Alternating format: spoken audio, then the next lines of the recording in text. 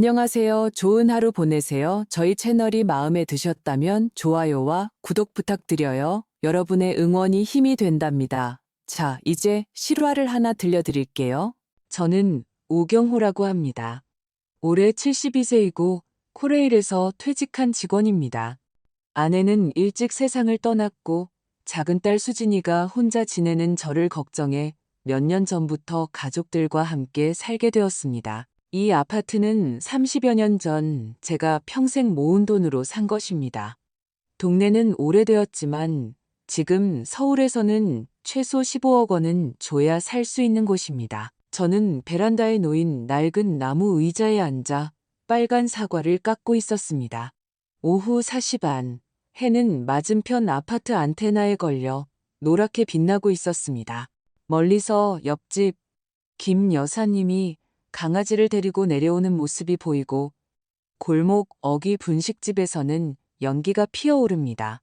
익숙한 풍경은 저에게 안도감을 주었지만 집안에서 들려오는 소리 때문에 도저히 앉아있을 수가 없었습니다. 윙윙거리는 전동 드릴 소리에 망치 소리가 섞여 마치 벽 속에서 전쟁이라도 난 듯했습니다. 저는 미간을 찌푸리며 사과를 내려놓고 천천히 일어나 안방문 앞으로 걸어갔습니다. 문은 굳게 닫혀 있었고 잠겨 있었습니다. 저는 2번 노크했습니다. 준영아, 안에서 뭘 하는 거냐? 문 안에서 박준영의 숨가쁜 목소리가 들렸습니다. 아버님, 별일 아닙니다. 에어컨 설치하는 사람을 불렀어요. 집이 오래돼서 구조를 좀 바꿔야 편하답니다. 에어컨 설치하는데 문까지 잠그냐? 저는 문을 응시했습니다. 목소리는 낮았지만 단호했습니다. 아, 먼지 날릴까봐 그랬어요. 다 끝나면 들어와서 보세요. 걱정 마세요. 제가 돈 낼 겁니다. 저는 잠시 멈췄습니다. 아무 말도 하지 않았습니다. 제가 돈 낼 겁니다. 라는 그의 말이 너무나 가벼웠습니다. 마치 이 집이 자기 것인 양 말하는 것 같았습니다. 아버님, 일단 방에 들어가서 쉬세요. 기사님한테 최대한 조용히 해달라고 할게요. 그가 덧붙였습니다. 저는 한동안 서서 문손잡이를 쳐다보다가 결국 몸을 돌려 베란다로 돌아왔습니다. 전동 드릴 소리가 곧 다시 들려왔고 아까보다 더 잦아들었습니다. 저는 다시 사과를 들었지만 어디까지 깎았는지 잊었습니다. 다음 날 아침 저는 결국 참지 못했습니다. 하나는 어제 오후부터 밤 11시까지 그 전동 드릴 소리가 계속되었기 때문이고 다른 하나는 그가 도대체 무엇을 건드렸는지 알고 싶었기 때문입니다. 에어컨을 설치한다고 했지만 그 소음은 배관만 뚫는 것 같지 않았습니다. 수진이는 아직 잠들어 있었고 부엌에는 희미한 커피향이 풍겼습니다. 저는 세수를 하고 칫솔을 든 채 안방 앞으로 갔습니다. 다시 문을 두드렸습니다. 이번에는 문이 잠겨 있지 않았습니다. 몇 초 뒤 문이 살짝 열리며 박준영의 얼굴 절반이 보였습니다. 아버님, 무슨 일이세요? 너무 시끄러우세요? 저는 안으로 고개를 내밀었습니다. 내가 좀 들어가서 보자. 그는 잠시 멈칫하더니 재빨리 문을 좀 더 열었지만 몸으로 한가운데를 막아섰습니다. 아니 좀 어수선해서요.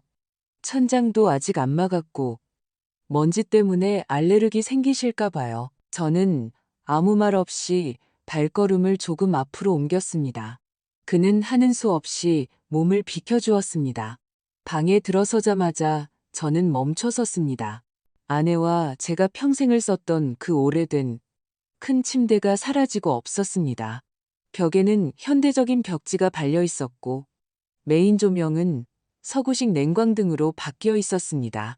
방 전체가 마치 모델하우스처럼 깔끔하고 차가웠습니다. 더 중요한 것은 바닥 쪽에 문이 하나 더 생겼다는 것이었습니다. 새로 설치된 욕실이었습니다. 저는 안쪽 문을 몇 초간 응시하다가 그에게 물었습니다. 안방을 욕실 딸린 방으로 개조한 거냐? 네. 그는 웃으며 고개를 끄덕였습니다. 마치 기쁜 소식이라도 전하는 듯한 어조였습니다. 요즘 젊은 사람들은 다 독립된 욕실을 좋아하잖아요. 밖에 줄 서서 기다릴 필요도 없고요. 그리고 수진이가 아버님 목욕하시다가 미끄러질까봐 위험하다고 자주 말했잖아요. 앞으로는 아버님은 작은 방 쓰시고 저희는 여기 살면서 옆에서 돌봐드리는 게 편할 것 같아서요. 제 마음속이 갑자기 차갑게 식었습니다. 여기를 우리가 산다고? 저는 되물었습니다. 이 집은 내 집이다. 내가 너희 돌봄이 필요하다고 생각하냐? 그의 얼굴에 웃음이 굳어졌습니다. 그는 이내 진지한 표정으로 말했습니다. 아버님, 그런 뜻이 아니에요. 아버님이 주인인 건 저희도 당연히 알죠. 하지만 결국 저희가 한 가족으로 함께 살고 있잖아요. 생활 습관은 맞춰야죠. 게다가 이 집은 어차피 나중에 저희 것이 될 거 아니겠어요? 누가 그런 말을 하냐? 제가 물었습니다. 아버님도 이제 70대 중반이시고 지혜도 시집 갔고요. 수진이가 아버님께 가장 가까운 딸인데 당연히 제가 말을 끊었습니다. 나가라고. 저는 방 한가운데 서서 뒷짐을 진 채 또박또박 말했습니다. 그는 1초간 멍해졌습니다. 제가 갑자기 화를 낼 것이라고는 예상치 못한 듯 했습니다. 결국 그는 다시 억지 미소를 지으며 뒤로 물러서며 말했습니다. 알겠습니다. 알겠습니다. 제가 먼저 커피라도 타드릴게요. 편하게 둘러보세요. 그가 문을 나서며 살짝 닫았습니다. 문이 잠기는 소리는 나지 않았습니다. 그나마 그가 완전히 정신줄을 놓은 건 아니라는 뜻이었습니다. 저는 개조된 안방에 잠시 서서 주위를 둘러보았습니다. 원래 아내와 제 결혼사진이 걸려있던 벽에는 이제 벽시계가 걸려 있었습니다. 차갑고 정교하며 저의 흔적은 조금도 없었습니다. 창문이 닫혀 있었는데도 저는 갑자기 춥게 느껴졌습니다. 저녁 식사는 수진이가 만든 닭볶음탕과 2가지 나물 반찬, 그리고 된장찌개였습니다. 저는 식탁 끝에 앉았습니다. 옆에는 비어있는 낡은 자리가 있었습니다. 예전에는 아내가 앉던 곳이었지만 지금은 비어 있습니다. 닭볶음탕 냄새도 옅어진 것 같았습니다. 아버님, 닭다리 드세요. 제가 덜어드릴게요. 수진이가 젓가락을 내밀었습니다. 저는 움직이지 않고 입만 열었습니다. 수진아, 저 안방은 네가 고치라고 한 거냐? 그녀의 손이 멈칫하더니 닭다리를 제 밥그릇에 놓았습니다. 아, 네. 그냥 에어컨만 간단히 바꾸는 거라고 해서 큰 구조 변경은 없는 줄 알았어요. 침대도 버렸더라고요. 그 침대가 너무 낡았죠. 그리고 아버님도 허리 아프다고 예전부터 말씀하셨잖아요. 준영 씨가 새 걸로 바꾸라고 해서 저도 괜찮다고 생각했어요. 그럼 나는 어디서 자냐? 아버님. 그녀는 젓가락을 내려놓고 나지막이 말했습니다. 지금 연세도 많으시고 안방은 너무 넓어서 넘어지기 쉽잖아요. 그리고 에어컨도 조절하기가 쉽지 않고요. 아버님은 옆방 쓰시는 게 딱 좋지 않나요? 조용하고 부엌이랑도 가까워서 저희가 보살펴드리기 편하고요. 이 방은 누구 거냐? 그녀는 아래 십수를 깨물고 대답하지 않았습니다. 저는 2초를 기다렸다가 다시 물었습니다. 너한테 이 집이 나중에 너희 것이 될 거라고 말한 사람이 누구냐? 아버님. 그녀는 억지로 미소를 지으려 했습니다. 준영 씨가 말이 좀 빠르잖아요. 그냥 별 생각 없이 한 말이에요. 그런 뜻이 있는 게 아니에요. 하지만 그가 부동산 중개인과 연락했어. 저는 그녀의 눈을 보았습니다. 주민등록도 몰래 옮겨왔더구나. 그녀의 웃음이 굳어졌습니다. 수진아, 나는 아직 살아있다. 저는 강하게 말하지 않았지만 식탁 주변의 공기는 갑자기 얼어붙은 듯 했습니다. 그녀는 고개를 숙여 밥을 먹었고 젓가락으로 밥그릇 옆을 몇 번 두드리더니 나지막이 말했습니다. 아버님, 준영 씨는 그냥 그래요. 너무 마음에 담아두지 마세요. 저희 정말 다른 뜻 없어요. 저는 더 이상 말하지 않았습니다. 원래 좋아하던 된장찌개가 오늘따라 지독하게 썼습니다. 박준영이 샤워를 마치고 욕실에서 나왔습니다. 수건으로 머리를 닦으며 말했습니다. 아버님, 오늘 밥 맛있네요. 다음에 제가 소갈비찜 한번 해드릴게요. 저는 그를 올려다보았습니다. 그는 저를 보지 않고 혼자 앉아 닭고기를 크게 한 조각 입에 넣었습니다. 저는 천천히, 아주 천천히 닭다리를 한 입 베어 물었습니다. 삼키는 것이 마치 고통을 참는 것 같았습니다. 밤 11시 골목은 조용해지고 에어컨 실외기에 윙윙거리는 소리만 들려왔습니다. 저는 잠들지 못하고 침대 옆에 앉아 낡은 앨범을 뒤적였습니다. 맨 위 페이지에는 30년 전 거실에서 찍은 낡은 사진이 있었습니다. 저, 아내, 지혜, 수진이, 그리고 막 걷기 시작한 작은 강아지 두두. 이제 사진은 좀 누렇게 변했고 모서리가 말려 있었습니다. 그때 우리 집은 정겹게 꽉 차 있었습니다. 저는 사진 속 아내를 보며 늙어서도 집 잘 지켜야 해라고 말하던 아내의 말이 떠올랐습니다. 결국 저는 제 집에 사는 손님이었습니다. 저는 불을 끄고 누우려 했습니다. 커튼이 완전히 닫히지 않아 거실에서 새어나오는 하얀 불빛이 비스듬히 비쳐 들어왔습니다. 저는 고개를 돌려보았습니다. 안방불이 아직 켜져 있었고 문도 완전히 닫히지 않았습니다. TV는 경제 채널이 켜져 있었고 소리는 낮았지만 박준영의 통화 소리가 들렸습니다. 네, 서울 아파트인데 위치는 괜찮아요. 좀 낡았지만 기초는 튼튼하고요. 신축보다 대지 지분이 훨씬 높아요. 장인어른이 연세가 많으셔서 지금 살고 계시고요. 아, 나중에는 와이프 명의로 될 거예요. 저희가 정리해서 팔지 말지 고려 중입니다. 그는 잠시 멈췄습니다. 상대방의 말을 듣고 있는 듯 했습니다. 그러고는 웃었습니다. 시세야, 시세는 저도 당연히 잘 알죠. 제가 직접 시세도 알아봤어요. 17억 이하는 절대 안 팔 거예요. 저는 누워서 장인어른이 연세가 많으셔서라는 말을 들으며 가슴이 답답해졌습니다. 그래, 나는 늙었어. 너무 늙어서 사람들이 나를 미래 자산으로 여기는구나. 저는 눈을 감았습니다. 귓가에는 경제 채널의 배경 음악이 계속 흘러나왔습니다. 제가 이해할 수 없는 어려운 경제 용어와 가치 상승, 수익률, 자산 배분, 유동성 같은 말들이 이어졌습니다. 집은 내 것이지만 방은 그의 것이었습니다. 이제 저는 꿈속에서조차 어디로 숨어야 할지 모르겠습니다. 새벽 2시 저는 잠에서 깼습니다. 불은 켜지 않았습니다. 창밖에는 바람이 불어 베란다 화분에 놓인 혁죽도가 살랑거렸습니다. 다리가 저렸습니다. 너무 늦게 잠들어서일 수도 있고 밤새 제대로 편안히 잠들지 못해서일 수도 있습니다. 저는 슬리퍼를 신고 침대 옆 서랍을 열어 맨 밑에 깔려있던 플라스틱 파일을 꺼냈습니다. 이것은 제가 줄곧 보관해 오던 것이었습니다.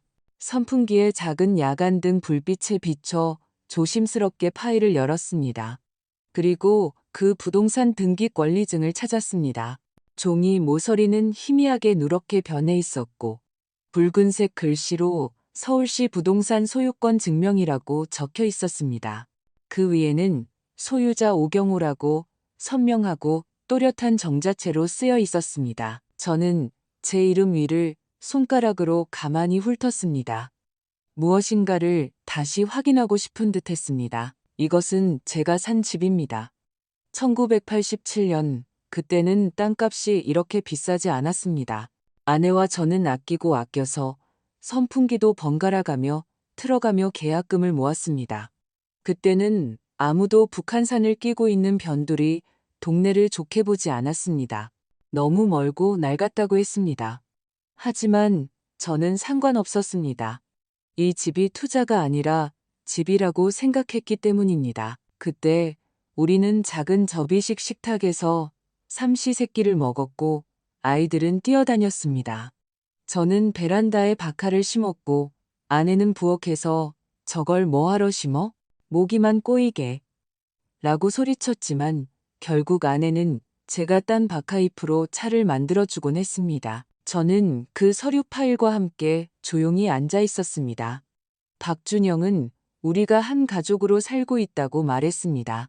그는 마치 제가 이미 이사라도 나간 사람인 양 자연스럽게 말했습니다. 저는 갑자기 이 집이 갑자기 변한 것이 아니라 제가 늘 보지 못했던 것이라는 생각이 들었습니다. 제가 수진이가 나를 이해할 것이라고 너무 믿었고, 제가 너무 늙어서 그들이 저를 바꿔도 된다고 생각하게 한 것이었습니다. 저는 다시 파일을 정리하고 서랍을 닫았습니다. 그 순간 제 마음속에 처음으로 하나의 생각이 떠올랐습니다.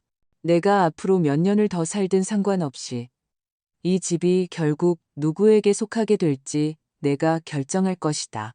입으로만 효도한다고 말하는 사람에게도, 나의 미래를 담보로 삼는 그런 종류의 사람에게도 아닐 것입니다. 그날 새벽 날씨는 소뚜껑으로 덮은 듯 답답했고 선풍기에서 나오는 바람마저 뜨거웠습니다. 저는 일찍 잠에서 깨어 해가 완전히 뜨기 전에 샤워를 해서 정신을 차리려고 했습니다. 어젯밤 내내 뒤척이며 집과 준영, 수진이가 한 말들이 머릿속을 맴돌았기 때문입니다. 저는 천천히 욕실로 들어가 습관적으로 문을 닫고 뜨거운 물을 틀었습니다. 변기 옆에는 낡은 수건을 깔아두었지만 오늘 아침 타일은 평소보다 더 미끄러웠습니다. 어젯밤에 그 샤워젤 병을 닦아두는 것을 잊은 것 같았습니다. 발을 딛자마자 잠못 이룬 피로감에 비누를 밟은 듯 온몸이 휘청거렸습니다. 쿵! 온몸이 아래로 고꾸라졌습니다. 머리를 보호하려고 손을 뻗을 새도 없이 무릎이 먼저 타일에 부딪혔고 이어서 오른쪽 허리 갈비뼈에서 둔탁한 소리가 났습니다. 고통이 아니라 충격이었습니다. 뼈까지 울리는 듯한 느낌이었습니다. 저는 몇 초간 멍해 있다가 다리부터 온몸으로 퍼져나가는 극심한 고통을 느꼈습니다.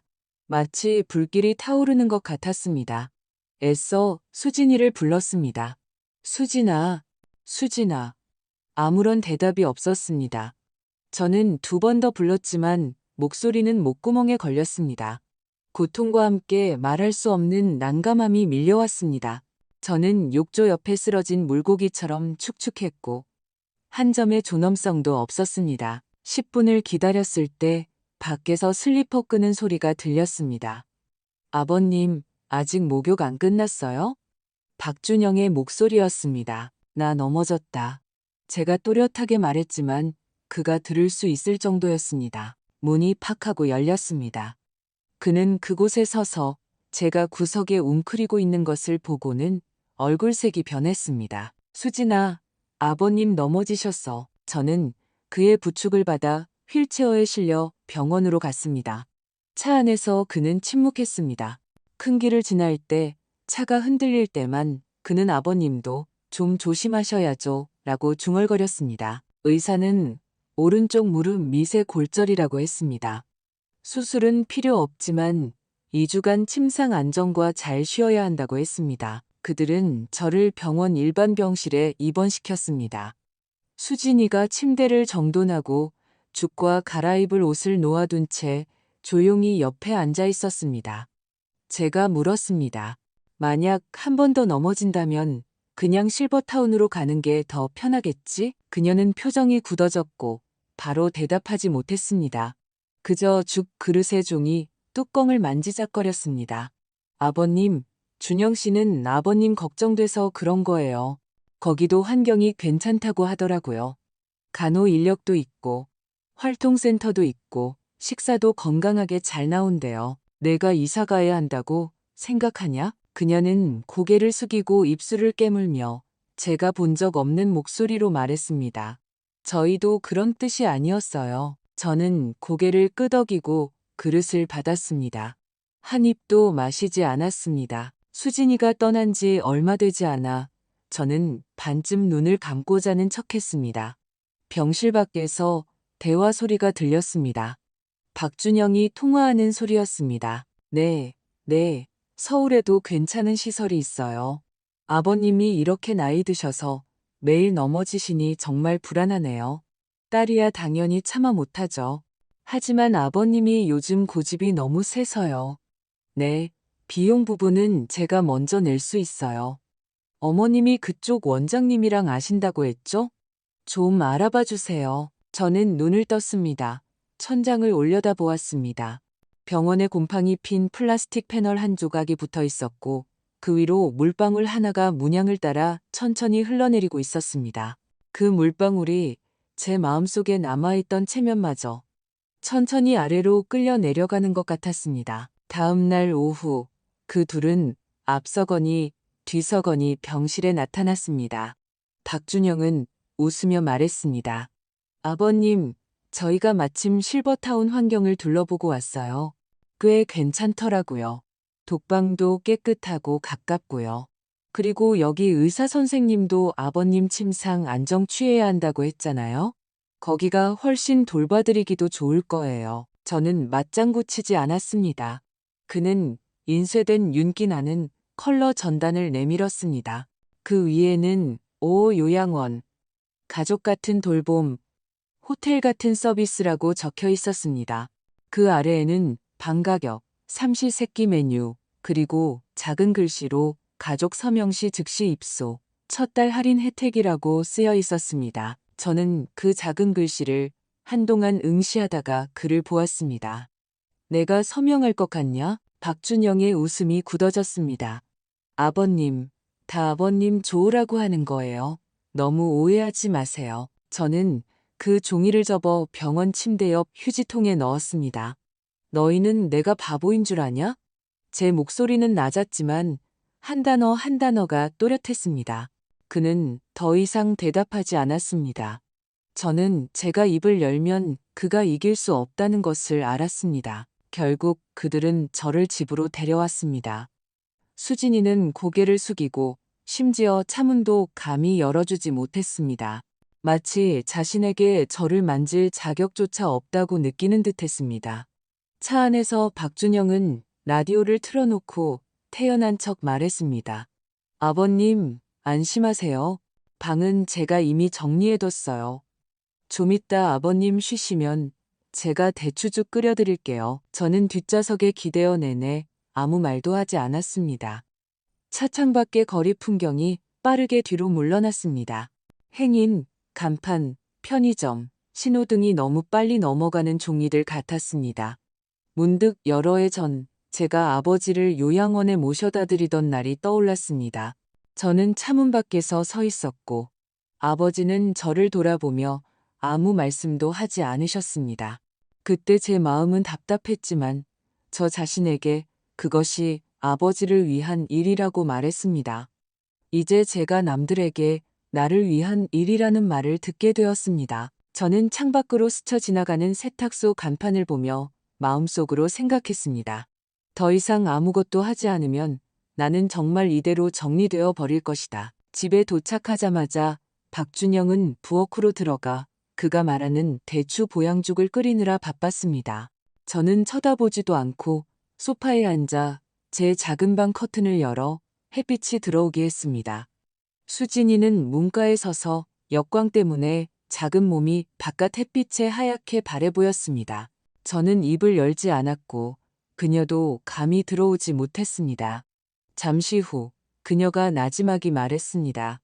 아버님, 좀 쉬셔야 하지 않을까요? 저는 그녀를 보았습니다. 수진아, 오늘은 애둘러 말하지 마라. 앉아서 확실히 이야기하자. 그녀는 입술을 깨물더니 방으로 들어와 조용히 문을 닫았습니다. 저는 침대 옆을 두드리며 앉으라고 했습니다. 그녀는 앉지 않고 문가에 기대어 섰습니다. 그 안방, 너희는 계속 거기서 살 생각이지? 그녀의 눈빛이 잠시 흔들리더니 고개를 끄덕였습니다. 아버님은 괜찮으실 줄 알았어요. 네가 괜찮을 줄 알았다고? 저는 살짝 미간을 찌푸렸습니다. 내가 넘어졌을 때 방문조차 열 수 없었어. 그때 너는 어디에 있었냐? 그녀는 움찔했습니다. 저는 아래층에 쓰레기 버리러 갔었어요. 내 남편은 나를 요양원에 보내려고 했다. 너도 알고 있었지? 그녀는 침묵했습니다. 저는 3초를 기다렸지만 그녀의 대답을 듣지 못했습니다. 저는 계속 말을 이어갔습니다. 너는 알면서도 말리지 않았다. 내가 넘어지는 것을 보고도 가장 먼저 아픈 곳을 묻는 대신 거기도 괜찮아요 라고 말했다. 수진아, 너는 정말 내가 여기에 사는 것이 너희에게 짐이 된다고 생각하냐? 그녀는 마침내 앉았습니다. 목소리는 모기 소리처럼 작았습니다. 아니에요. 저는 그런 뜻이 아니었어요. 그럼 무슨 뜻이냐? 저는 그냥. 그녀는 고개를 숙이고 두 손을 맞잡아 손마디가 하얗게 질렸습니다. 준영 씨는 나쁜 사람이 아니에요. 그는 단지 좀 더 현실적인 사람이에요. 그가 그렇게 말한 건 위험을 줄이려는 거였어요. 아버님이 넘어지신 게 정말 심각했어요. 저도 깜짝 놀랐어요. 다음에 더 심하게 넘어지실까봐 걱정됐고, 제가 잘 돌봐드리지 못할까봐 걱정돼서. 그래서 시설에 보내려고 한 거예요. 그녀의 눈가가 붉어졌습니다. 저는 아버님을 버리려는 게 아니었어요. 하지만 너는 아무 말도 하지 않았다. 제 목소리는 차분했습니다. 너는 그저 그의 말에 따랐을 뿐이다. 그녀는 고개를 들고 저를 보았습니다. 입술이 살짝 떨렸습니다. 아버님, 제가 너무 나쁜가요? 저는 고개를 끄덕였습니다. 아니라고 말하지 않았습니다. 그녀는 잠시 울더니 손등으로 눈물을 닦았습니다. 저는 그녀를 위로하지 않았습니다. 예전에 그녀가 어렸을 때 울면 저는 안아주며 괜찮아라고 말해줬지만 지금은 저는 우리 사이에 얇지만 두꺼운 벽이 놓여 있다고 느꼈습니다. 그 벽에는 벽지 같은 효심이 발려 있었지만 안은 이미 텅 비어 있었습니다. 너희는 나를 요양원에 보내고 그 다음에는 이 집이 너희 것이 될 생각이었지? 저는 차분하게 물었습니다. 그녀는 고개를 들고 눈을 크게 떴습니다. 아니에요. 저는 그런 생각 안 했어요. 네, 남편은 했겠지. 제가 나지막이 말했습니다. 너는 그의 성격을 알잖아.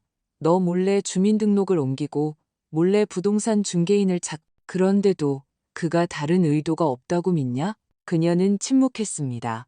저는 천천히 침대에서 일어나 창가로 걸어갔습니다. 수진아, 이 집은 내 엄마가 벽돌 한 장 한 장 나와 함께 아끼고 아껴서 마련한 거야.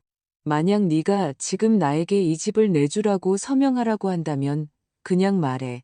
내가 너에게 줄게. 저는 돌아서서 그녀를 보았습니다. 하지만 그 후부터는 나와 너는 한 가족이 아닐 것이다. 그녀는 저를 올려다보았습니다. 마치 벼락이라도 맞은 듯 했습니다. 아버님, 저는 집 필요 없어요. 그녀는 중얼거렸습니다. 저는 아버님이 다치시는 게 싫었을 뿐이에요. 네가 내가 다치는 게 싫으면서 내가 요양원에 가고 싶은지 아닌지는 묻지 않았지. 그녀는 얼굴을 가리고 어깨를 들썩이며 울었습니다. 저는 다가가 조용히 그녀의 등을 토닥였습니다. 제 등을 토닥이는 그 손길에 저도 아픔을 느꼈습니다. 네가 어렸을 때 열이 나서 밤새 내가 잠 못 자고 너를 지켰던 거 기억나냐? 그녀는 울면서 고개를 끄덕였습니다. 이제 내가 아프니 너의 첫 반응은 나를 내보내는 것이었지. 그녀는 입술을 깨물고 더 심하게 울었습니다. 수진아, 아버지는 죽는 게 두렵지 않다. 다만 내가 죽을 때까지도 내가 도대체 누구의 마음속에서라도 사람으로 남아 있었는지 모르는 것이 두렵다. 밖에서 부엌에서 냄비 부딪히는 소리가 들렸습니다. 박준영이 죽다 됐어요. 계란 넣을까요? 라고 소리쳤지만 우리 둘 중 누구도 대답하지 않았습니다. 그 순간 저는 비로소 깨달았습니다. 어떤 침묵은 찔림이고 어떤 침묵은 마음이 찢어지는 고통이라는 것을. 그날 아침 일찍 저는 주민센터에 들렀습니다. 원래는 주민등록증 주소를 갱신하러 갔을 뿐이었는데 뜻밖의 종이에 쇠바늘로 새긴 듯한 한 줄의 글씨를 보게 되었습니다. 주민등록 현거주인 오경호, 박준영. 저는 창고 앞에 서서 아직 그 서류를 들고 있었습니다. 창고 직원이 제 표정이 이상한 것을 보고는 복사본이 필요한지 물었습니다. 저는 고개를 저으며 아니요, 괜찮습니다. 감사합니다라고 말했습니다. 3개월 전에 전입 신고가 되어 있었습니다. 그는 저에게 묻지도 한마디 말도 하지 않았습니다. 주민등록이라는 것은 보통 사람이 잘 모르는 것이지만 저는 코레일 출신이라 상속권을 주장하거나 공동 거주를 신청하거나 심지어 나중에 부동산 소유권을 다툴 때 첫 단계가 바로 주민등록 이전이라는 것을 어느 정도 알고 있었습니다. 저는 몸을 돌려 주민센터를 나왔습니다. 심장은 오히려 매우 평온했습니다. 예상하지 못한 것은 아니었지만 제가 생각했던 것보다 더 빨랐을 뿐입니다. 집으로 돌아온 그날 저녁, 수진이가 부엌에서 채소를 썰고 있을 때 저는 거실 탁자에 윤기 나는 자료집이 두껍게 쌓여 있는 것을 보았습니다.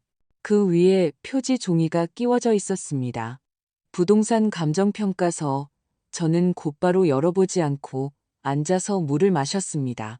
그가 부엌에서 간장을 가지러 갔을 때 저는 손을 뻗어 자료집을 열었습니다. 거기에는 우리 집 주소, 층수, 전용 면적, 그리고 빨간 펜으로 동그라미 쳐진 중요 표시가 인쇄되어 있었습니다. 시가평가액 17억 8천만 원, 18억 5천만 원. 비고란에는 추가 비용 없음, 즉시 매매 가능, 미래교통개발 호재라고 쓰여 있었습니다. 저는 조용히 자료를 다시 제자리에 놓았고 심지어 모서리까지 잘 눌러놓았습니다.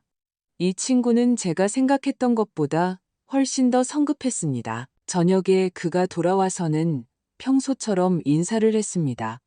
아버님, 오늘 산책 다녀오셨어요? 주민센터에 볼 일 있어서 좀 다녀왔다.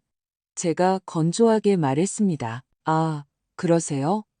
그는 부엌에서 물을 따랐습니다.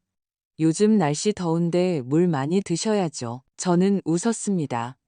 너는 참 보양하는 데는 선수다. 그는 제 말을 이해하지 못하고 그저 해실해실 웃으며 말했습니다.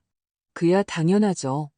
영양 보충하고, 기력 보충하고, 계획 보충하고, 우리 집 앞으로 점점 더 잘 돼야죠. 그래. 저는 그의 두 눈을 응시했습니다. 점점 더 잘 되겠지. 다음 날 주말, 수진이가 이모와 사촌 언니, 그리고 2명의 친척을 집으로 초대해 애프터눈 티를 즐겼습니다. 그들은 아내 쪽 친척들로 평소에는 자주 왕래하지 않았습니다. 이날 갑자기 찾아와서 처음에는 별 생각 없었습니다. 이모가 커피를 한 모금 마시더니 첫마디를 꺼낼 때까지는요. 경호 씨, 저도 요즘 집안일 정리하고 있는데 혹시 유산 분배에 대해 생각해 보셨어요? 요즘 어른들은 나중에 자식들끼리 싸우는 걸 제일 두려워하잖아요. 저는 눈썹을 치켜떴습니다. 뭐야, 수진이가 내가 곧 죽는다고 말했냐? 그녀는 움찔하더니 어색하게 웃었습니다. 아이고, 그게 아니고요. 그냥 제가 친절하게 일러드리는 거예요. 준영 씨가 직장도 안정적이고 집안의 기둥이잖아요. 앞으로 아이들도 돌봐야 하고 아버님도 돌봐야 하고 일찍 계획해두는 것이 수진이도 마음 편하지 않겠어요? 저는 고개를 끄덕이며 그를 바라보며 웃었습니다. 당신 말이 맞아요. 저는 천천히 찻잔을 내려놓고 말했습니다. 저도 요즘 유언장을 써볼까 생각 중이었어요. 정말요? 그녀의 두 눈이 빛났습니다. 일찍 계획하면 일찍 마음 편하죠. 저는 고개를 끄덕이면서 속으로는 혀를 찼습니다. 연기 참 잘하네. 누가 대본을 써줬을까? 그들이 떠난 후 저는 혼자 베란다에 앉아 골목을 오가는 차들을 바라보았습니다. 수진이는 거실에서 컵과 접시를 치우고 있었지만 표정이 어딘가 부자연스러웠습니다. 저는 모른 척했습니다. 이 판이 이미 절반쯤 진행되었다는 것을 알았습니다. 그들은 너무 성급했고 제가 늙어서 귀가 얇을 것이라고 생각했습니다. 결과적으로 제가 충분히 어리숙한 척하면 그들은 자신들이 정말 똑똑하다고 생각할 것입니다. 그날 밤 저는 TV를 보면서 서랍에서 메모지 한 장을 꺼내 천천히 몇 개의 이름을 적었습니다. 이망문, 옛 직장 동료, 지금은 변호사, 성격이 차분하고 함부로 말하지 않는다. 이수원, 퇴직한 노조 간부, 계약에 대해 잘 알고 계약서에 허점을 볼 줄 안다. 지혜, 부산에 사는 큰딸. 비록 평소에는 연락이 뜸하지만 내 생일을 기억하고 있다는 것을 안다. 그리고 옛 친구 김영철. 비록 말이 많지만 의리 있는 친구다. 이 이름들을 한 글자 한 글자 유언장을 쓰듯 적었습니다. 남에게 보여주기 위한 것이 아니라 나 자신에게 보여주기 위한 것이었습니다. 나는 너희가 낡은 신발처럼 나를 내던지게 두지 않을 것이다. 너희가 원하는 것을 주겠지만 그것은 내가 주겠다고 말할 때 어떻게 줄지, 언제 줄지 내가 결정할 것이다. 나는 아직 살아있으니 이 연극의 막은 아직 너희가 내릴 차례가 아니다. 그날 오전 아래층에서 오토바이 엔진 소리가 웅웅거렸고 개들도 짖어댔습니다. 저는 듣자마자 누구인지 알았습니다. 오, 어르신, 집에 계세요? 제가 순댓국이랑 막걸리 가져왔어요. 저는 웃으며 문을 열러갔습니다. 문을 열자마자 뜨거운 바람과 막걸리 냄새가 확 풍겨왔습니다. 김영철은 여전히 예전 모습 그대로였습니다. 낡은 스쿠터를 타고 머리는 온통 백발이었으며 말은 한 글자 한 글자 또박또박 예시를 읊는 듯 했습니다. 어르신, 내가 말하는데 오늘 이 순댓국은 국물이 더 진해서 기운이 나게 할 거예요. 저는 봉지를 받아들었고 그는 이미 혼자서 슬리퍼로 갈아 신고 들어오고 있었습니다. 집안을 둘러보며 그는 미간을 찌푸렸습니다. 아이구야, 이 벽지는 어르신이 고른 거예요? 왜 여관 같냐? 그는 벽에 가까이 다가가 손으로 톡톡 건드렸습니다. 조명도 다 이 요상한 LED로 바꿨고 어르신, 혹시 라이브 방송으로 팬티라도 파실 생각이에요? 저는 웃으며 대답하지 않았습니다. 차 두 잔을 따랐습니다. 그가 앉더니 두 눈을 불안하게 한 바퀴 돌렸습니다. 그리고는 결국 안방에 굳게 닫힌 문에 시선을 고정했습니다. 경호야, 어르신은 도대체 어느 방에서 주무세요? 저는 등 뒤에 작은 방을 가리켰습니다. 저쪽 방이다. 어르신 안방은요? 그 애들이 스위트룸으로 개조해서 자기들이 쓴다. 그는 식탁을 탁 하고 쳤고 찬물이 튀었습니다. 하, 어르신 자리가 뽑혔는데 여기서 차나 마시고 있어요? 어르신은 예전에 제일 억척스러웠잖아요. 저는 차를 들어 천천히 한 모금 마신 후에야 입을 열었습니다. 나도 다 지켜보고 있었다. 그는 눈을 가늘게 떴습니다. 그럼 뭘 보셨어요? 저는 지난 2달간 있었던 일들을 넘어졌던 일, 주민등록 이전, 부동산 중개인의 감정평가, 친척들의 유언장 권유, 수진이의 침묵까지 모두 이야기했습니다. 한 모금의 차도 흘리지 않고 다 말했습니다. 김영철의 눈빛은 점점 더 차가워졌습니다. 그는 예전에 우편 배달부였고 나중에는 지역 주민센터 직원으로 일해서 어떤 가족 문제도 안 겪어본 적이 없었습니다. 이야기를 다 듣고 나서는 의자 등받이에 기대어 한숨을 쉬었습니다. 경호야, 이건 효도냐 아니냐의 문제가 아니에요. 그들은 이미 어르신을 하나의 절차 과정의 일부로 여기고 있는 거예요. 절차대로요. 먼저 주민등록을 이전해서 자기 이름으로 옮겨놓는 건 나중에 상속의 증거를 남기기 위한 것이고요. 감정평가는 팔지 아니면 자기들이 살지 평가하기 위한 것이죠. 외부로 소문을 퍼뜨리는 건 혹시 어르신에게 나설 친척이 있는지 떠보는 거고요. 마지막으로 어르신이 병원에 입원하면 그들은 어르신을 요양원에 보낼 핑계가 생기는 겁니다. 그는 말하면서 차를 한 모금 마셨습니다. 이 모든 과정이 어르신 코레일 인수인계보다 더 완벽해요. 저는 아무 말도 하지 않았습니다. 경우야, 제 말 좀 들어요. 이때는 더 이상 양보하면 안 돼요. 어르신에게 남은 유일한 장점은 아직 살아있다는 것, 그리고 정신이 맑다는 겁니다. 저는 고개를 끄덕였습니다. 그래서 내가 함정을 파야 한다는 거냐? 저는 그를 보았습니다. 어떤 함정? 그는 찻잔을 내려놓고 목소리를 낮췄습니다. 어르신이 재산을 이전할 것처럼 가장해야 해요. 먼저 떡밥을 던져서 그들이 맛에 길들여지게 하고 달콤함을 맛보게 한 다음 단칼에 베어버리는 거죠. 어떻게 베어? 합법적으로요. 변호사를 통해 증여 계약서를 작성하세요. 조건 제한을 두는 거죠. 예를 들어 수증인이 1년 이내에 돌봄 의무를 위반하거나 부동산을 처분할 경우 계약이 즉시 무효가 된다는 조항 같은 거요. 이런 건 요즘 법원에서도 인정합니다. 어르신에게 변호사 친구 있잖아요. 이망문 씨, 그에게 부탁해서 꼼꼼하고 상세하게 작성하게 하세요. 그리고 일부러 그 사위가 어르신이 곧 서명할 것이라고 알게 하세요. 그가 자신이 이겼다고 생각하게 하는 거예요. 그가 조급해할수록 더 빨리 속셈을 드러낼 겁니다. 저는 묵묵히 고개를 끄덕였습니다. 김영철은 저를 똑바로 쳐다보았습니다. 더 이상 정에 얽매이면 안 돼요. 어르신이 지금 해야 할 일은 기다리는 것이 아니라 베어내는 거예요.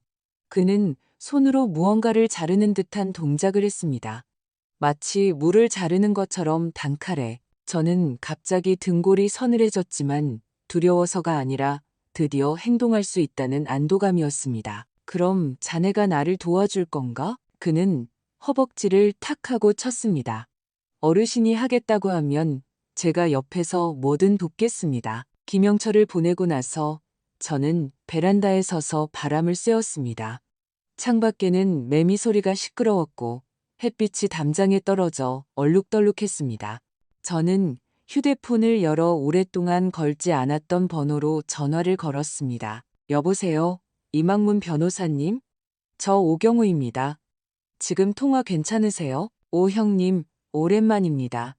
무슨 일로 전화 주셨어요? 집 문제에 대해 의논할 일이 있습니다. 요즘 바쁘지 않으시면 제가 좀 정리할 일이 있어서요. 그는 잠시 멈칫하더니 말했습니다. 네, 물론입니다. 집을 파시려고요? 저는 집 안의 그 문을 바라보며 천천히 말했습니다. 아니요, 넘겨주려고요. 그는 무언가를 감지한 듯 진지해졌습니다. 알겠습니다. 시간 약속을 잡죠. 전화를 끊고 나서 저는 천천히 커튼을 닫고 방으로 돌아왔습니다. 이 가족이라는 바둑판에서 이제 제가 돌을 놓을 차례였습니다. 일주일 후 저와 이망문 변호사는 종로에 있는 낡은 법률사무소에서 만났습니다.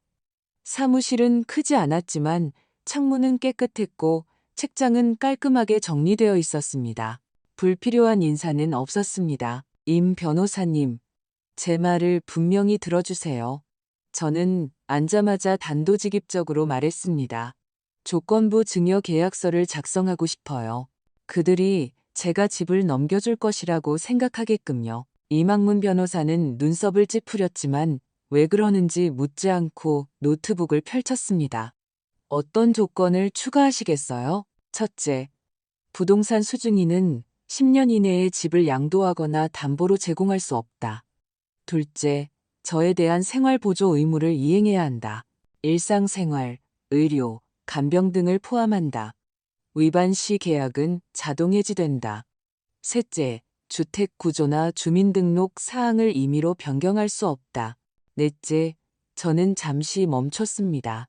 저를 추방하거나 어떤 이유로든 제가 원하지 않는 한 저를 요양시설이나 장기 요양기관으로 보내서는 안 된다. 이망문 변호사는 메모하면서 고개를 끄덕였습니다. 문제 없습니다. 한 가지 더 추가하겠습니다. 증여 후에도 원소유자는 우선 처분권을 유지합니다. 즉, 형님이 결정권을 가진다는 뜻입니다. 저는 웃었습니다. 나는 그들이 보물을 주었다고 생각하게 만들 거다. 그런데 결국 그들이 쥐고 있는 건 시한폭탄인 셈이지. 가짜 계약서와 진짜 계약서 두 가지 초안을 준비하겠습니다. 그가 말했습니다. 가짜 계약서는 파일에 넣어두고 일부러 그 사위가 훔쳐보게 만드세요. 집으로 돌아오는 길에 저는 붕어빵을 사왔습니다. 설탕 적은 것으로 3개를 샀습니다. 수진이가 예전에 좋아하던 맛이었습니다. 문을 열고 들어가니 아니나 다를까 그녀는 소파에 앉아 설계 도면을 보고 있었고 미간을 찌푸리고 있었습니다. 아버님, 어디 다녀오셨어요? 휴대폰도 안 받으시고 친구 만났다. 저는 봉지를 내밀었습니다. 팥 앙금이다. 그녀는 받아들고 나지막이 말했습니다. 아버님은 제가 이걸 좋아하는 걸 아직도 기억하시네요. 네가 어렸을 때 남이 싸준 핫도그, 빵도 팥 앙금 든 것만 골라 먹었잖아. 그녀는 가볍게 웃었지만 웃음에는 약간의 미안함이 섞여 있었습니다. 아버님, 죄송해요. 저는 앉아서 천천히 말했습니다. 수진아, 나는 늙어서 많은 일에 대해 싸우거나 뒤엎고 싶지 않다. 하지만 그렇다고 해서 내가 아무것도 못 보는 것은 아니다. 그녀는 아래 십수를 깨물었고 아무 말도 하지 못했습니다. 저는 가짜 계약서가 들어있는 준비된 파일을 가방에서 꺼내 일부러 탁자 위에 놓았습니다. 아무 말도 하지 않고 과연 그녀의 시선이 그쪽으로 3번이나 향하는 것을 보았습니다. 저는 못 본 척하고 일어나 방으로 돌아갔습니다. 다음 날 아침 박준영은 평소의 나른한 태도를 버리고 저보다 일찍 일어났습니다. 부엌에서 계란 프라이를 하고 있었습니다. 아버님, 한 접시 드실래요? 오늘 쉬는 날이라 아버님 모시고 시장에 가서 장 좀 볼까 해요. 저는 웃으며 고개를 끄덕였습니다.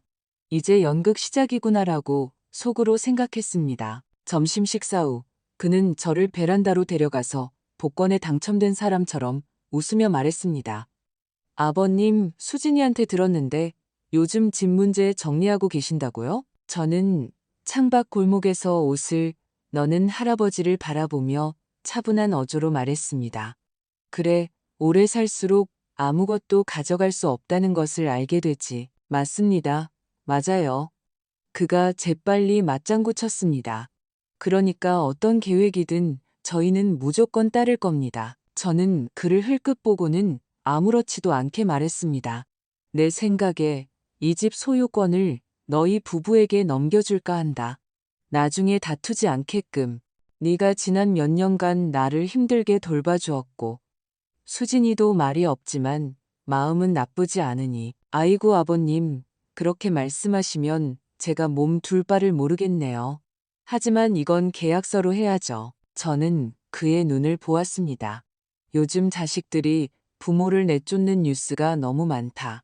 너는 그렇게 안 할 거지? 무슨 말씀이세요? 그는 재빨리 손을 저었습니다. 절대 그럴 리가 있겠어요? 저는 아버님이 50년 더 오래 사시는 게 좋아요. 저는 고개를 끄덕였습니다. 그럼 더 지켜보자. 변호사 쪽에서 아직 서류를 작성 중이다. 제가 한번 볼 수 있을까요? 그가 조심스럽게 물었습니다. 저는 가짜 계약서를 서랍에서 꺼내 탁자 위에 놓았습니다. 그는 신용만 하며 서류를 읽었고 저는 그의 눈을 응시했습니다. 생고기를 본 강아지처럼 거의 억누르지 못하는 광기가 보였습니다. 꼬리가 금방이라도 흔들릴 것 같았습니다. 아버님, 이 조건들 다 문제 없습니다. 저는 전부 받아들일 수 있어요. 저는 고개를 끄덕였습니다. 그럼 언제 서명할 수 있을까? 변호사님이 돌아오시면 그때 약속을 잡죠. 저는 그의 어깨를 토닥였습니다. 급하게 생각하지 마라. 어차피 내 것이 될 거다. 그는 눈이 실눈이 될 정도로 웃었고 저는 속으로 차갑게 생각했습니다. 그래, 어차피 내 것이 될 거다. 네가 실수하지 않는다는 전제하에. 그리고 너는 반드시 실수할 것이다. 나는 너를 기다릴 것이다. 잘 익은 과일이 저절로 갈라지는 것을 기다리듯이. 사람은 참 이상한 동물입니다. 조금의 희망만 주면 온갖 연극을 다 펼쳐 보입니다. 그날 이후 제가 소문을 흘린 뒤로 박준영은 완전히 달라졌습니다. 매일 6시 반에 정확히 일어나 제가 말하기도 전에 부엌에서 고구마죽을 끓여놓고 반숙 계란도 예쁘게 놓아두었습니다. 아버님, 요즘 안색이 많이 좋아지셨어요. 그는 음식을 내놓으며 웃었습니다. 마치 제가 자신의 최고의 투자 대상이 된 것처럼 말입니다. 그는 심지어 저와 시간을 맞춰 병원 근처로 데려다 주기도 했습니다. 매번 그가 몇 년 전에 바꿔야겠다고 말했던 낡은 중고차를 몰고 다니며 입으로는 아껴야죠. 나중에 집담보 대출금도 더 많이 갚아야 하잖아요. 라고 중얼거렸습니다. 저는 아무 말도 하지 않고 그저 미소 지으며 고개를 끄덕였습니다. 마치 난로 옆에 누워 발톱을 숨긴 늙은 고양이처럼요. 사흘 후 저는 그가 그 계약서를 세부 복사해서 자신의 서류철에 끼워 넣은 것을 발견했습니다. 심지어 임시라고 적어 놓았습니다. 저는 그가 주머니에서 떨어뜨린 서류 모서리를 일부러 보았습니다. 더 흥미로운 것은 어느 날 제가 약국에서 돌아오는 길에 아래층 계단에서 그가 전화 통화하는 소리를 들었습니다. 네, 아버님이 이제 허락하셨어요. 소유권 이전은 제가 진행할게요. 혹시 명의가 저랑 와이프 이름으로 바뀌면 집을 파는데 얼마나 걸리는지 좀 알아봐 주세요. 네, 아버님은 요즘 몸이 좀 안 좋으세요. 집을 아버님 명의로 두는 게 위험 부담이 클까요? 저는 모퉁이에 서서 아무 소리도 내지 않았습니다. 이제야 알았습니다. 가장 진심으로 연기한 사람은 바로 그였습니다. 수진이도 그의 변화를 감지하기 시작했습니다. 아버님, 준영 씨 요즘 좀 이상하지 않나요? 어느 날 식사 중에 그녀가 갑자기 저에게 물었습니다. 저는 고개를 들어 그녀를 보았습니다. 뭐가 이상해? 계속 부동산 계약서 같은 걸 뒤적거려요. 어제 제가 새벽에 화장실 가려고 일어났는데 거실에서 평가서에 뭘 쓰고 지우고 있더라고요. 그리고 요즘 휴대폰을 늘 무음으로 해놔서 제가 불러도 깜짝 놀라요. 저는 담담하게 말했습니다. 그럼 물어봤냐? 그녀는 고개를 저었습니다. 준영 씨가 제가 자기를 안 믿는다고 생각할까 봐요. 저는 아무 말도 하지 않고 계속 국을 마셨습니다. 밤에 베란다에서 다리를 쬐고 있을 때 그들 부부가 부엌에서 나지막이 싸우는 소리가 들렸습니다. 나한테 숨기는 거 있어? 무슨 소리야? 나 몰래 부동산 중개인한테 전화했어? 어디서 그런 소리를 들었어? 집 팔려고 하는 거지? 수진아, 진정해. 나는 일 처리할 때 준비를 하는 거야. 아버님 연세도 많으시고 우리는 항상 집안을 먼저 생각해야지. 네가 생각하는 거야? 아니면 네가 계산하는 거야? 나를 그렇게 말하지 마. 나는 우리 집의 미래를 위해서 생각하는 거잖아. 그럼 내 아버지는 너한테 뭐야? 미래의 현금 흐름이지. 부엌은 잠시 침묵에 잠겼습니다. 냄비 뚜껑 부딪히는 소리조차 나지 않았습니다. 몇 분 후, 수진이가 얼굴이 창백해져서 나왔습니다. 그녀는 아무 말도 하지 않고 제 방으로 들어와 제 앞에 앉았습니다. 아버님, 저는 정말 아무것도 몰랐어요. 그녀는 흐느꼈습니다. 그냥 준영 씨가 말이 좀 빠르다고 생각했을 뿐인데 주민등록 이전이랑 감정평가서까지 다 해놨을 줄은 몰랐어요. 저는 그녀를 보았습니다. 고개를 끄덕이지도 젓지도 않았습니다. 그저 천천히 한마디를 했습니다. 이제라도 알았으니 늦지 않았다. 그녀는 눈물을 흘렸고 닦지도 않았습니다. 내 엄마가 돌아가시기 전에 나에게 한 가지 부탁을 했다. 제가 조용히 말했습니다. 그건 네가 손해보게 하지 말라는 것이었다. 이제 보니 내가 너무 늙어서 독하지 못해서 네가 그에게 휘둘리게 한 것 같구나. 아버님. 그녀는 뭔가 말하려 했지만 차마 입 밖으로 내지 못했습니다. 저는 그녀의 손등을 토닥였습니다. 이제 네가 할 일은 너 자신을 잘 지키는 것이다. 그가 내 이름으로 더 이상 엉뚱한 짓을 못하게 저도 생각했어요. 그녀가 고개를 들었고 눈빛이 마침내 조금 더 단호해졌습니다. 집은 현금화할 대상이 되면 안 되는 것 같아요. 준영 씨랑 확실히 이야기할 거예요. 이혼이 두렵지 않냐? 제가 떠보았습니다. 그녀는 코를 들이마시며 억지로 미소를 지었습니다. 만약 아버지를 내쫓아야만 결혼 생활을 유지할 수 있다면 그 결혼은 가치 없는 거죠. 저는 그녀의 눈에서 처음으로 맑은 빛을 보았습니다. 어쩌면 연극이 끝나기 전에 누군가는 먼저 깨어나야 하는 법인가 봅니다. 다음 날 박준영이 퇴근해서 돌아왔을 때 탁자 위에 있던 계약서 사본이 사라진 것을 발견했습니다. 그는 사방을 뒤지다가 저를 찾아왔습니다. 아버님, 혹시 제 서류가 탁자에 있던 거 못 보셨어요? 저는 느긋하게 대답했습니다. 변호사님에게 가져가서 검토했다. 몇 가지를 고쳐야 한다더군. 그는 굳어졌습니다. 아, 뭘 고쳐야 하는데요? 저는 그를 흘끗 보고는 말했습니다. 내 이름이 너무 크다고. 남겨둘 수 없다고 하더군. 그는 아무 말도 하지 못하고 그 자리에 서 있었습니다. 저는 그의 눈빛을 보며 문득 옛말이 떠올랐습니다. 탐욕은 빈곤에 가깝다. 그리고 제가 다음에 할 일은 그를 손수 빈곤의 길로 보내는 것이었습니다. 어린이날 휴일, 햇살은 무대 조명처럼 밝았습니다. 저는 아침 일찍 아래층으로 내려가 장을 봤습니다. 닭다리, 새우, 표고버섯, 애호박, 그리고 제가 잘 아는 파구이 농어. 이웃들이 제가 봉지를 가득 들고 있는 것을 보고는 아이고, 오 어르신, 오늘 손님 오세요? 라고 말했습니다. 저는 웃으며 집으로 돌아왔습니다. 식구들이 모두 모여 있었습니다. 수진이가 저를 따라 부엌으로 들어와 준비를 도왔습니다. 우리는 한마디 군더더기 말도 하지 않았지만 그 어느 때보다도 찰떡같이 호흡을 맞추었습니다. 그녀가 채소를 썰면 제가 볶고 그녀가 접시를 들면 제가 음식을 놓았습니다. 서로의 눈빛에는 불꽃이 타오르는 듯 했습니다. 오후 5시, 박준영은 새 양복을 입고 새로 산 지갑을 든 채 문으로 들어섰습니다. 얼굴에는 환한 웃음이 가득했습니다. 아버님, 오늘 특별한 날이라 제가 케이크도 예약했어요. 그의 뒤에는 그의 사촌 동생 부부가 따라왔는데 이미 승리를 확신하는 듯한 표정으로 집안을 대놓고 이리저리 살폈습니다. 수진이는 아무 말 없이 조용히 음식을 올렸습니다. 음식이 다 차려지고 모두 자리에 앉았습니다. 저는 천천히 일어났습니다. 손에는 두꺼운 서류철을 들고 있었습니다. 오늘 여러분을 부른 것은 발표할 일이 있어서입니다. 박준영이 웃으며 맞장구 쳤습니다.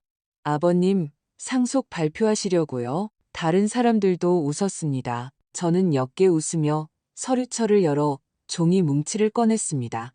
먼저 저는 익숙한 그 가짜 계약서를 들어 올렸고 사람들 앞에서 깨끗하게 찢었습니다. 종이 조각들이 접시들 사이에 흩날렸습니다. 이것은 가짜입니다. 박준영의 얼굴색이 변했고 입을 벌렸지만 아무 소리도 내지 못했습니다. 진정한 계획은 이렇습니다. 저는 서류철에서 다른 공식 서류를 꺼냈습니다. 이 집과 제 명의로 된 3억 원의 예금은 오지혜에게 신탁 형태로 맡겨 관리하도록 할 것입니다. 수진이는 거주권을 가지지만 소유권은 없으며 임의로 매매하거나 주민등록을 변경하거나 집을 담보로 제공할 수 없습니다. 제가 사망할 경우 집과 신탁자금은 제 외손녀 박지우의 교육기금으로 비율에 따라 남겨질 것입니다. 식탁 전체가 정적에 휩싸였습니다. 박준영의 얼굴은 새하얗게 변했습니다. 그는 억지로 웃으며 말했습니다. 아버님, 농담하시는 거죠? 나는 집 문제로 농담하지 않는다. 저는 그를 보았습니다. 그는 갑자기 일어서서 소리쳤습니다. 아버님, 어떻게 이러실 수 있어요? 저희가 아버님을 몇 년 동안 돌봐드렸는데 수진이도 디자인 일도 그만두고 저도 아버님 재활까지 도왔잖아요. 아버님이 우리에게 준다고 하셨는데 이제 와서 다 빌려주는 것이라니요. 내가 너를 돌봤다고? 저는 그를 응시했습니다. 내가 넘어졌을 때 누가 먼저 나를 요양원에 보내려 했지? 누가 외부로 내가 곧 죽을 것처럼 소문을 퍼뜨렸지? 누가 부동산 중개인을 찾아 집을 내놓으려 했지? 누가 몰래 주민등록을 옮기고 사적으로 집 매매 자료를 훔쳐봤지? 저는 한 단어 한 단어 또렷이 말했습니다. 그의 얼굴은 한치 한치 붉어졌습니다. 내가 바보인 줄 알았지? 나는 네가 연극을 끝낼 때까지 기다렸을 뿐이다. 수진이가 일어서서 목소리를 떨며 말했습니다. 아버님, 제가 아버님을 돌볼 거예요. 집이 있든 없든 상관없어요. 저는 그녀를 향해 고개를 끄덕였습니다. 그것이 너와 그 사람의 가장 큰 차이점이다. 박준영은 헐떡이며 손가락으로 저를 가리켰습니다. 아버님, 이렇게 하시면 우리 가족 망치는 거예요. 아니다. 네가 탐욕스러웠을 뿐이다. 제 목소리는 차분했습니다. 이 집은 원래 내 것이 될 수도 있었다. 네가 나를 사람으로 여겼다면, 유산으로 여기지 않았다면 말이다. 그는 아무 말도 하지 못하고 눈가가 붉어지기 시작했습니다. 그의 옆에 앉아있던 사촌 동생은 벌써 케이크 상자를 치우며 못 들은 청문 쪽으로 물러서고 있었습니다. 나가, 수진이가 그에게 말했습니다. 그는 그녀를 노려보았습니다. 나와 이혼하겠다는 거야? 그녀는 표정이 차분했습니다. 나는 당신과 갈라서겠다는 거예요. 이 식탁 위의 음식은 아직 따뜻했지만 분위기는 얼어붙었습니다. 밤에 사람들이 모두 떠나고 수진이가 마지막으로 남은 생선 국물을 싱크대에 부었습니다. 그리고는 돌아서서 말했습니다. 아버님, 저 아무래도 나가서 살아야 할 것 같아요. 저는 고개를 끄덕였습니다. 나는 너의 결정을 존중한다. 하지만 지우랑 좀 더 가까이 살고 싶어요. 아버님 혼자 계시는 게 싫어요. 제가 조용히 말했습니다. 가까이 올 필요는 없다. 다만 내가 다시 와서 밥 먹을 수 있다는 것만 기억하면 충분하다. 그녀는 저를 보았습니다. 눈가가 살짝 붉어졌습니다. 아버님, 응? 오늘 제가 뭐가 거짓이고 뭐가 진심인지 깨닫게 해주셔서 감사해요. 저는 대답하지 않았습니다. 그저 부엌불을 켜서 환하게 비췄습니다. 이틀 후 저와 수진이는 함께 이망문 변호사 사무실에 도착했습니다. 그녀는 아무 말 없이 조용히 저를 따라 법률 서적이 가득한 사무실로 들어갔습니다. 마치 아이가 아버지를 따라 중요한 일을 보러 온 듯했습니다. 이망문 변호사는 이미 모든 서류를 세부씩 준비해 놓았습니다. 오 형님, 이것은 공식적으로 공증된 유산 신탁 계약서입니다. 형님의 지시대로 부동산은 오지혜 씨 명의로 관리 신탁되며 예금 3억 원은 절반은 미래 생활비로 사용하고 나머지 절반은 손녀 박지우의 교육기금으로 보관됩니다. 저는 고개를 끄덕였습니다. 이대로 진행해 주십시오. 이미 두 분의 공증인을 찾아두었습니다. 잠시 후 서명하시면 바로 효력이 발생합니다. 수진이는 옆에서 입술을 깨물며 나지막이 말했습니다.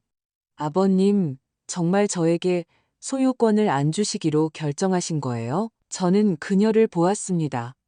안 주는 게 아니다. 내 남편에게 안 주는 것이다. 그녀의 눈가가 뜨거워지더니 고개를 돌려 코를 닦았습니다. 우리가 서명하려던 순간 사무실 문에서 갑자기 소리가 들렸습니다. 잠깐만요. 이건 불공평해요. 박준영이 얼굴이 시뻘개져서 뛰어들어왔습니다. 손에는 A사 용지에 인쇄된 이의 제기서를 들고 있었습니다. 수진이가 무심코 말한 시간대를 듣고 억지로 쳐들어온 것이었습니다. 아버님, 제가 아버님께 불만이 있는 건 알지만 이렇게 하는 건 너무하신 거 아니에요? 수진이 생각은 안 해보셨어요? 아버님은 우리 가정을 파괴하는 거나 마찬가지예요. 이망문 변호사가 일어서서 우리 사이에 섰습니다. 이 계약은 당사자의 분명한 의지에 따라 체결된 것입니다. 법률 대리권이 없으시다면 서명 과정에 방해하지 마십시오. 당연히 있죠. 그는 그 인쇄된 종이를 흔들었습니다. 저는 수진이의 배우자입니다. 제가 조용히 입을 열었습니다. 하지만 당신은 소유권자가 아니다. 당신은 그녀의 동의조차 받지 못했다. 수진이가 일어나 그의 손에서 그 종이를 빼앗았습니다. 준영 씨, 더 이상 이러지 마세요. 수진아, 너 미쳤어? 집도 없어지면 어디서 살 건데? 그가 그녀를 노려보자 그녀는 표정이 차분했습니다. 저는 아버지가 있어요. 당신은요? 박준영은 그 자리에 서서 마치 갑자기 물에 빠진 고양이 같았습니다. 얼굴에는 더 이상 미래의 집주인 같은 표정을 지을 수 없었습니다. 변호사를 사서 항소할 거예요. 그가 소리치자 이망문 변호사가 차갑게 말했습니다. 계약은 합법적이고 절차는 완벽합니다. 변호사를 선임해도 이기지 못할 겁니다. 그는 잠시 서 있다가 결국 더 이상 아무 말도 하지 않고 돌아서서 나갔습니다. 저는 문이 닫히는 소리를 들었는데 어떤 말보다도 또렷했습니다. 1시간 후 저는 서명을 마쳤습니다. 손은 늙었지만 흔들림이 없었습니다. 이망문 변호사가 공증 서류를 봉투에 넣어 저에게 한 부, 지혜에게 보낼 한 부, 그리고 나머지 한 부는 사무실에 보관했습니다. 저는 창가에 서서 봉투 속의 이름을 바라보았습니다. 오경호, 정권 설정인. 제 이름은 한 획도 부족하지도 넘치지도 않게 쓰여 있었습니다. 나갈 때 수진이가 저를 부축하며 계단을 내려왔습니다. 그녀가 조용히 물었습니다. 아버님, 정말 후회 안 하세요? 제가 말했습니다. 유일하게 후회하는 것은 예전에 너무 쉽게 믿었다는 것이다. 그녀는 고개를 숙이며 고개를 끄덕였습니다. 그녀는 이해한 듯 했습니다. 저는 미소 지으며 말했습니다. 하지만 괜찮다. 이제 이 집을 나 자신에게 돌려줬으니. 그녀는 고개를 돌려 그 아파트를 보았습니다. 아버님, 아세요? 저는 이 집이 우리 것이라고 한 번도 느껴본 적이 없었어요. 하지만 오늘에야 처음으로 이 집이 아버님 것이라고 느껴져요. 저는 그녀의 손등을 토닥였습니다. 네가 틀렸다. 이 집은 마음이 있는 자의 것이다. 우리는 마지막 계단을 내려왔습니다. 봄바람이 약간 따뜻했지만 약간은 거칠었습니다. 저는 주머니에서 그 복사본을 꺼냈습니다. 제가 원래 그에게 주려던 유산 계약서 사본이었습니다. 저는 휴지통을 향해 살짝 찢었습니다. 한 장의 종이가 날아갔습니다. 그것은 가짜였지만 서명은 진짜였습니다. 그리고 집은 오늘부터 제자리를 찾았습니다. 일주일 후 저는 짐을 꾸려 오랜 친구 김영철이 소개해준 청명노인 주택으로 이사했습니다. 집은 크지 않았지만 방 2개의 거실 하나였고 남북으로 통풍이 잘 되었으며 엘리베이터와 경비원도 있고 작은 정원도 있었습니다. 아침에는 누군가 채소를 심고 신문을 읽고 저녁에는 누군가 기공을 연습했습니다. 시가 18억 원짜리 아파트보다 이곳이 오히려 진정으로 편안하게 느껴졌습니다. 첫날 밤 저는 베란다에 앉아 단지 화단을 바라보았습니다. 그곳에서 두 노인이 해금을 켰는데 음정이 많이 틀렸지만 듣고 있으니 마음이 편안해졌습니다. 저는 고개를 끄덕였습니다. 정말 다시 살아난 것 같구나 라고 생각했습니다. 그날 밤은 유난히 깊이 잠들었습니다. 주말이 되자 저는 아래층에서 김영철과 장기를 두고 있었습니다. 수진이에게서 전화가 왔습니다. 아버님, 제가 지호 데리고 아버님 뵈러 가도 될까요? 당연히 되지. 한동안 아버님과 같이 살고 싶어요. 그녀의 어조는 예전처럼 돌려 말하는 것이 아니라 오히려 직접적이고 깔끔했습니다. 준영이는? 제가 물었습니다. 그녀는 3초간 침묵했습니다. 저희 이야기했어요.